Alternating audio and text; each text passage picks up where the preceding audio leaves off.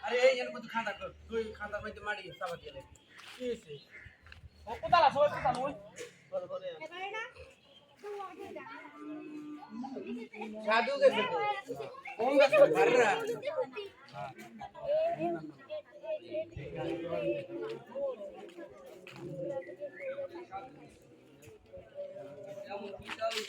आइए किससे बोल रहे हैं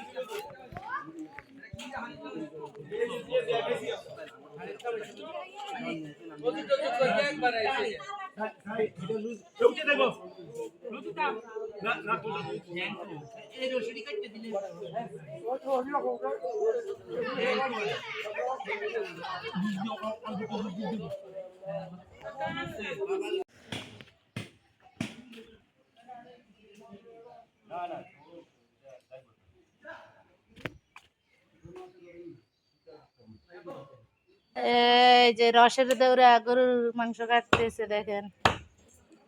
কি মানু পরে একটু দেই আপনি ব্লগ করবেন ধরো ধরো তো আমি আর আরফা কারণ আরফা আছে আমার ভিডিওতে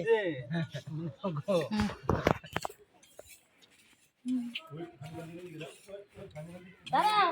আরফা আরেকটা ব্লগে তো কাঁঠাল আছে কি যাই দিও রে ওই দেখো আম গাছে কাঁঠাল বুঝছো पानी पानी ले ले की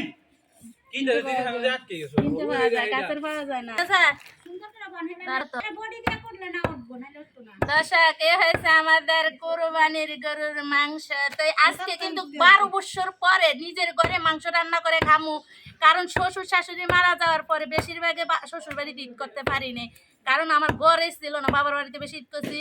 আর ঈদ করছি ঢাকাতে বেশিরভাগ বাবার বাড়িতে আসছি এসে চলে গেছি আজকে আমার এত আনন্দ যে আমি নিজের বাসায় আজকে রান্না করে খামু আর দর্শকের সাথে শেয়ার করবো তো এখন মাংস কাটতে এসে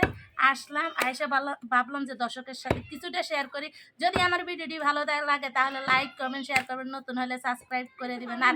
আমার মতন কোন কোন আপুরে আছে যে আসলে ভাগ্য ছিল না শ্বশুর বাড়িতে ভালো মতো ঈদ করতে এখন ভাগ্য হয়েছে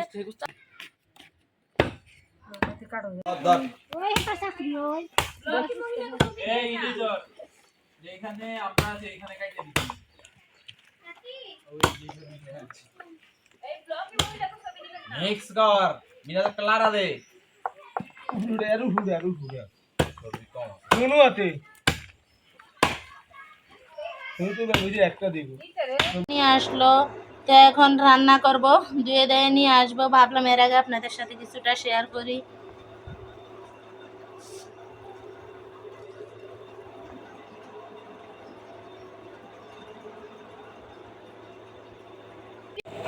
তো দর্শক আপু ভাইয়েরা তাড়াতাড়ি ছেলেদেরকে খাওয়ানোর জন্য আমি এখানে প্রেসার কুকারে মাংসটা রান্না করে নিতেছি তাড়াহুড়া করে পরে আবার পাতিলে রান্না করে নিব ভাবলাম আপনাদের সাথে শেয়ার করি আপনারা চাইলেও এইভাবে করতে পারেন প্রেসার কুকার থাকলে তাড়াহুড়া করে